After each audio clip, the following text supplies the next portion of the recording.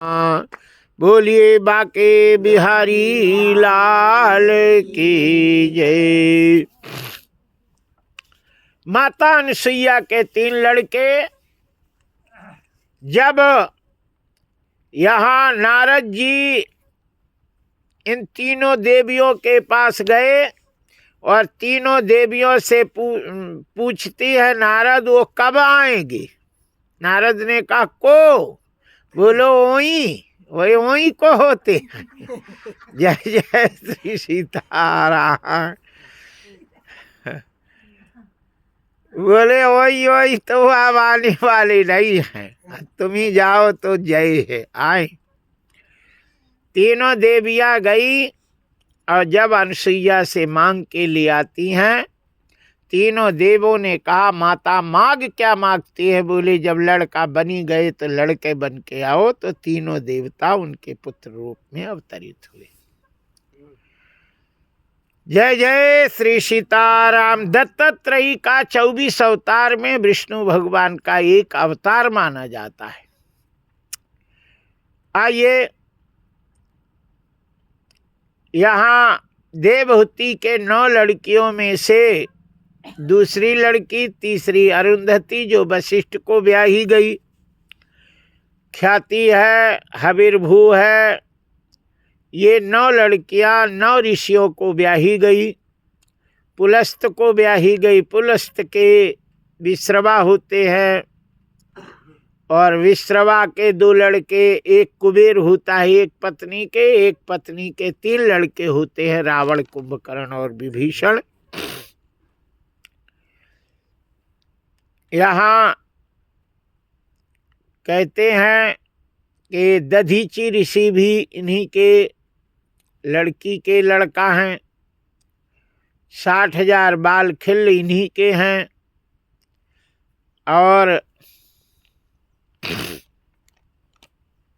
भृगु जी इन्हीं के लड़की से इनका ब्याह हुआ था, जिसके शुक्राचार्य वगैरह इनके लड़के होते हैं।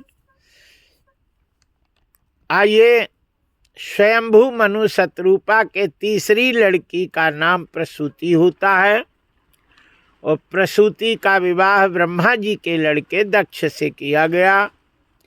दक्ष को यज्ञ करने का काम दिया गया और दक्ष ने यज्ञ का काम बड़ी खूबी से, ईमानदारी से, निष्ठा से करने लगा। आपने कल सुना था कि तेज चाहिए तो यज्ञ की आराधना करना चाहिए और दक्ष के अंदर बहुत तेज उत्पन्न हो गया था। ब्रह्मा की सभा लगी, उस सभा में जैसे दक्ष जाता है वैसे ही सब उठ के खड़े हो जाते हैं, लेकिन शंकर और ब्रह्मा 2 नहीं खड़े हुए। ब्रह्मा तो बापे हैं और शंकर नहीं खड़े हुए। शंकर को नहीं खड़ा हुआ देखकर दक्ष बहुत नाराज हो गया और वो शिव जी के पास आता है और कहता है क्यों रे, तूने हम लोग पालों की यश को धूलि में मिला रहा है। नंग धड़ंग रहता है, कभी रोता है कभी हंसता है, पागलों की भांत रहता है। शमशान घाट के मुर्दों की राख अपने शरीर में लपेटता है। नाम का शिव है लेकिन तो पूरा अशिव रहता है। हम आए खड़े क्यों नहीं हुए? शिव जी कुछ नहीं बोले।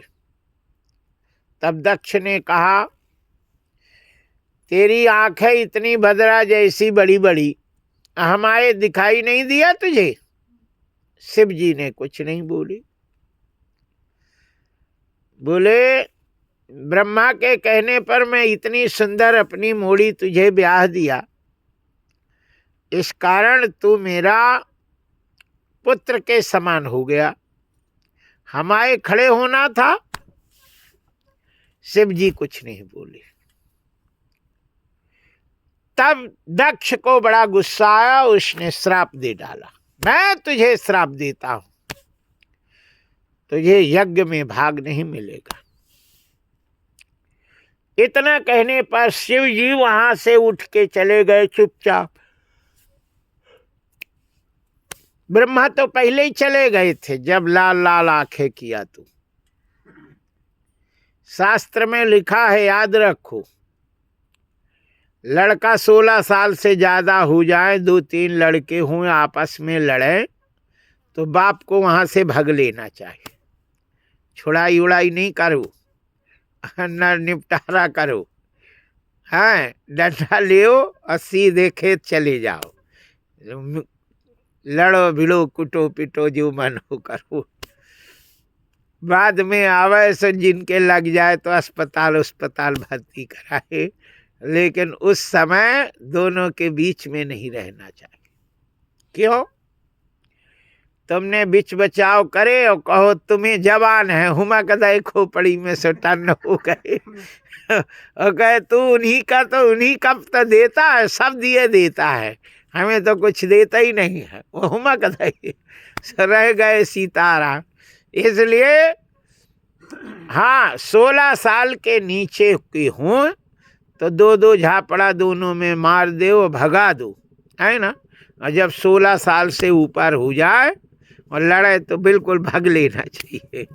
शास्त्र में कहा गया है, लालनाथ 5 वर्षाणी 10 वर्षाणी ताड़े। 5 साल तक लाड़ प्यार करो, 10 साल तक अच्छी ठुकाई करो, और जैसे 16 के हो जाए तो मित्र के समान समझना चाहिए।